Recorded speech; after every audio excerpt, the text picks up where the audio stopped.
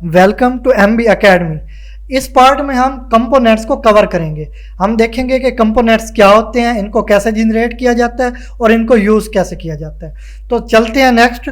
हम जानते हैं कि एंगुलर को सिंगल पेज एप्लीकेशंस की डेवलप के लिए यूज़ किया जाता है। इस वक्त हमारे सामने सिंगल पेज एप्लीकेशन का एक मॉडल है। इसका डिज़ाइन कोई और भी हो सकता है, लेकिन हम आसानी से समझने के लिए इसी को यूज़ करेंगे। इसमें हमारे पास मुख्तलिफ कंपोनेंट्स हैं, जैसे कि सबसे ऊपर हमारे पास हेडर का कंपोनेंट है, सबसे नीचे हमारे पास फुटर का कंपोनेंट है, सेंटर में हमारे पास मेन कंटेंट का कंपोनेंट है और साइड पे एक साइड बार कंपोनेंट है। ये तमाम components as a code portion consider किए जाते हैं।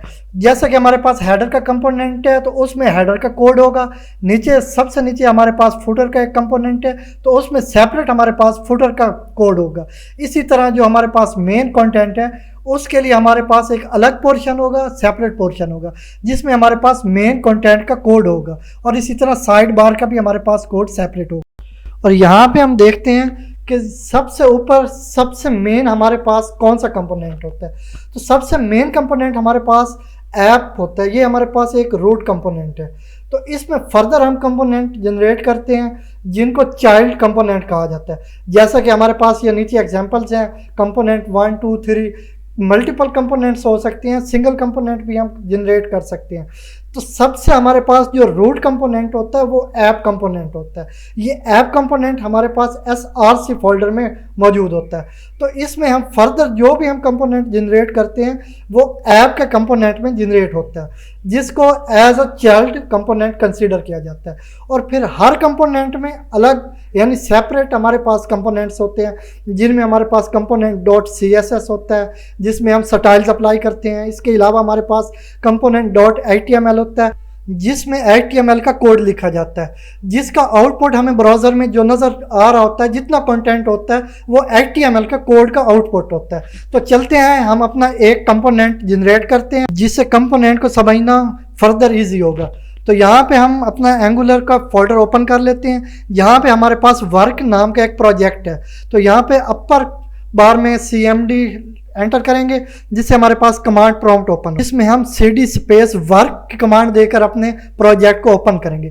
तो हमने कोड एडिटर में ओपन करना है तो उसके लिए कोड डॉट की कमांड हम यहाँ पे एंटर करेंगे। तो यहाँ हमारे पास कोड एडिटर ओपन हो चुका है। तो इसको हम एक्सप्लोर करते हैं और देखते हैं कि कहाँ पे हमारे पास ऐप का कंपोनेंट है और जिसके अंदर हमारा अपना जो हम सेल्फ बनाएंगे कंपोनेंट वो यहाँ पे जनरेट होगा। तो यहाँ पे SRC फोल्डर है, यहाँ पे हमारे पास ऐप का कंपोनेंट है। ऐप के कंपोनेंट में इस वक्त तक हमारे पास ऐप के ही फर्दर कंपोनेंट्स हैं।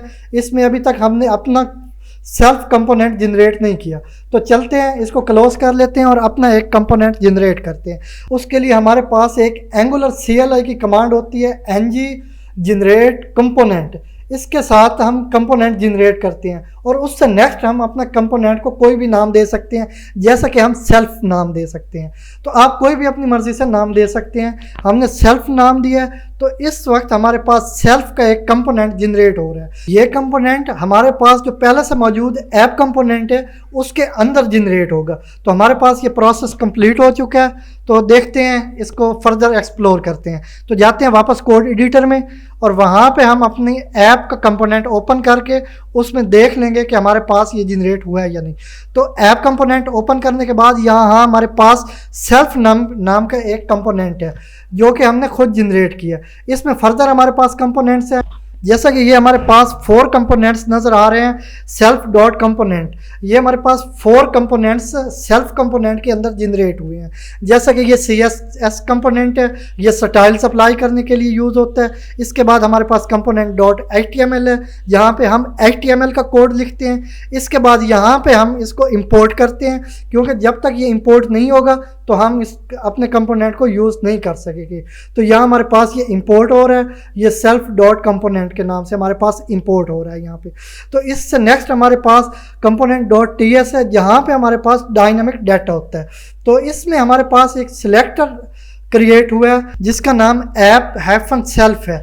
इसको अब हम HTML के कंपोनेंट में एज HTML टैग यूज़ करेंगे। तो चलते हैं, देख लेते हैं इसको कैसे यूज़ किया जाता है। तो हमने कंपोनेंट .html को ओपन कर लिया।